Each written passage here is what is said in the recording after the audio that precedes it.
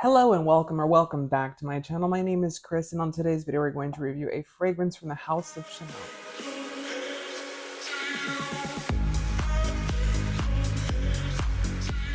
So here we have a beautiful fragrance from the House of Chanel. This is from their Les Exclusifs collection. So this is their upscale, more private range of fragrances. So just so you do know, they have Les Exclusifs, which is their creme de la creme. They're very expensive, one-of-a-kind type of fragrances. These are going to be fragrances that are very expensive to manufacture, whether it be by the ingredients or, just because they're a little bit more high-end, more luxe. And they also have Les Eaux, which is going to be an eau de toilette collection. It's a little different. That one's more inspired based on destinations and what those destinations meant to Gabrielle Chanel. But in this case, Les Exclusifs also has a little bit of a history behind it. Each one represents something a little bit different that was symbolic for Mrs. Chanel or Miss Chanel.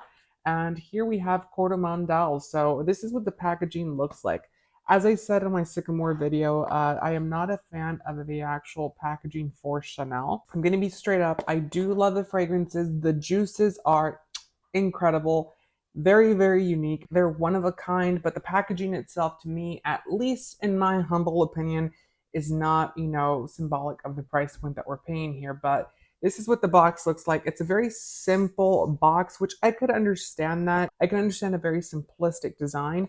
Now, I kind of gripe about this because the cardboard itself is very thin. So if you look at that, it's a very thin cardboard. It's almost, kind of falling apart already on itself. And although I get a lot of people will probably not keep these boxes like I will, I would like to see a little bit more quality. There's other brands that do take that into consideration and do put some quality and effort in their packaging. And here we have the base, which is hollow. There is no like kind of foam in here or anything holding the perfume. And I have seen some of the boxes where these are falling apart already. So on your box, you do get where it says Chanel at the front. You get the size, which is a 75 ml or 2.5 fluid ounces. And then on the bottom, you get where it was manufactured, which is France. And you also get the ingredients list in here, the badge code, and all of that good stuff. So then you get your perfume here. So this is what the bottle looks like. It's very simple. So this is, like I said, the 75 ml or 2.5 ounce bottle. They also do manufacture a 200 ml or 6.8 ounce bottle. And it's a little bit more expensive. This one is 300 US dollars for this size. And then if you get the large, it's 450 US dollars. If you do the math, it's actually cheaper to get the bigger one. I was not able to get the big one, unfortunately. We are limited here on these scents, but that is okay. I'm very happy to have this fragrance and to review it. My friend actually picked this up in India at a Chanel boutique for me. I paid for this one and they gifted me Sycamore, which is incredibly nice and incredibly generous. So very thankful for that. But Coromandel, I was very on the fence because I had smelled Coromandel, I had smelled Sycamore, I had smelled Beige. There's a couple of other ones that I love. Misia. Misia is probably my favorite one in this entire range. And I was kind of on the fence as to which one to get. Cure de Russie. There's a lot of great ones in this range itself. And I was, kind of picking between Sycamore, Coromandel, and I was like, well, what if we do something like Beige? I don't think Beige gets a lot of love and attention.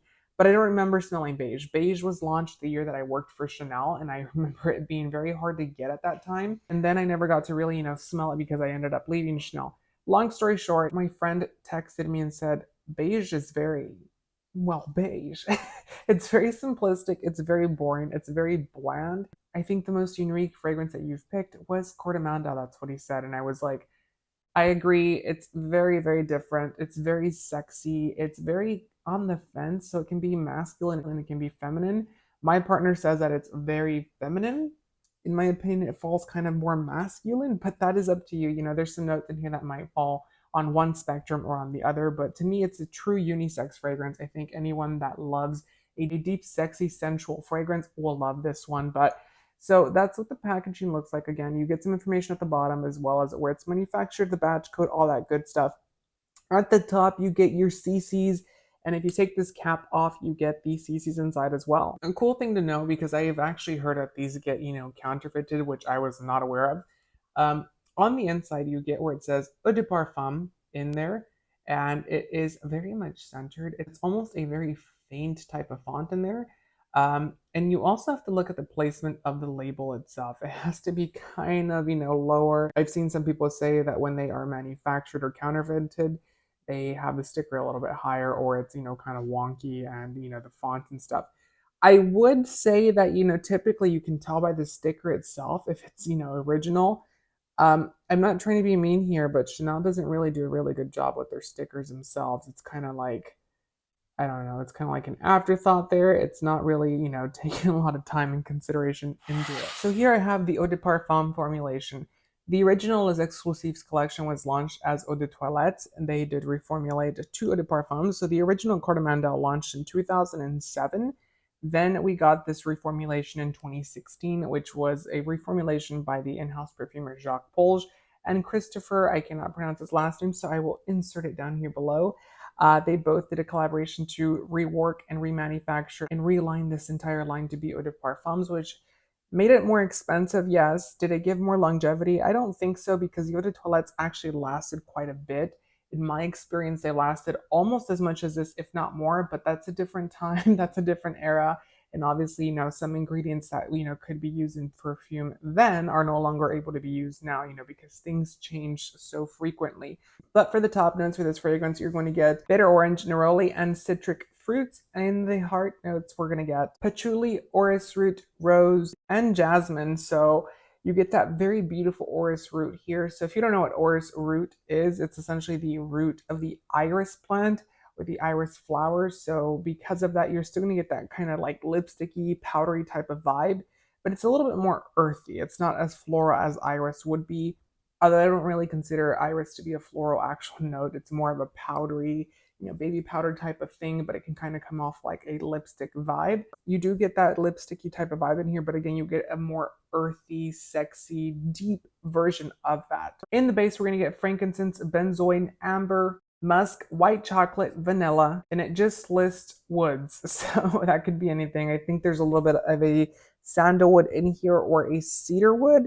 You can definitely get that kind of vibe because it's not a creamy woods. Now, this fragrance is not going to be creamy by any sense of the word imagination. It's going to be a little bit more tart, more bitter, more spicy, more oriental. I don't know if we use that term anymore, but they used to use the terminology oriental to describe fragrances like this, which were a little bit more spicy, more exotic, more vibrant, but they were still kind of like earthy, very nice genre of fragrances. I think it would smell similar to something, if you're not familiar with this line, Coco the Eau de Parfum by Chanel, but better. It's more refined, it's more tasteful. Coco the Eau de Parfum and Coco Noir, which both resemble Coromandel, in my opinion, a little bit, are a little bit more, lightweight. They're not as, sexy and indulgent as this one is. I think that you get a lot more of a premium effect with this fragrance here. And the reason for that is you get that beautiful orris, like I said. You also get that beautiful white chocolate of a note in here, which adds a little bit of a warmth to the fragrance itself. Then you get that amber and that musk that kind of carry through. They kind of like dance around in this fragrance. It's a very unique, hard fragrance to describe, you guys, because like I said, you get those very citricy, sparkly notes up top that come out and play. They kind of, sparkle and fizz into your nose. And then you kind of go into the, woody, smoky elements, which is the frankincense. And then that is kind of muted over with the beautiful amber touches and the beautiful musk in here. And then we get down to the woody elements, the floral elements, the powdery elements. It's just all around well done. It's a fragrance that's very hard to replicate. I would say that if you were able to find a dupe, let me know actually, because I would love that. Um, I have seen dupes for the Les Exclusifs collection, very far between. They're a little different. They're not very much the same thing because these are very hard fragrances to replicate. They're very unique. They're very well blended. The patchouli and the rose really give this an element of surprise that is giving it, very soft, delicate, vibe to it. Although this fragrance is not soft, nor is it delicate. It's very abstract, it's very different, it's very unique, and I would certainly say that if you are looking for a unique fragrance and you like spicy, citricy type of fragrances that have I would say a 90s vibe. I wouldn't say this is 80s by any means, but I would say it's 90s, very over the top, something like Opium, but you're also into something modern, but more sophisticated, more refined, then I would certainly say that Coromandel is probably the one.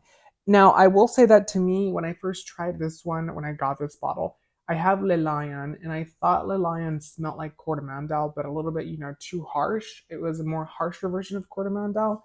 And to me, Coromandel is actually the perfect amount of harshness, so that very spicy smokiness that you're getting in this fragrance. It can be overdone and it can be overwhelming, like it is in Le Lion. And this fragrance itself has done a fantastic, combination of doing the best with the fragrance itself. I do recommend this fragrance. It's fantastic. It's sexy. It's indulgent. It's vibrant. And like I said, if you like something like Coco Dio de Parfum, Coco Noir, Pour Mesure, Cristal, those type of fragrances that are going to be a little bit more sharp, more citricy, very much a Chanel vibe, then definitely check out Coromandel, as you will not be disappointed. Let me know down in the comments which is your favorite from the Les Exclusifs collection. Have you tried any of them? Let me know all that down below. Also, make sure to give the video a thumbs up and consider subscribing for more fragrance related content. I hope to see you guys on the next video. Until next time, take care. Bye.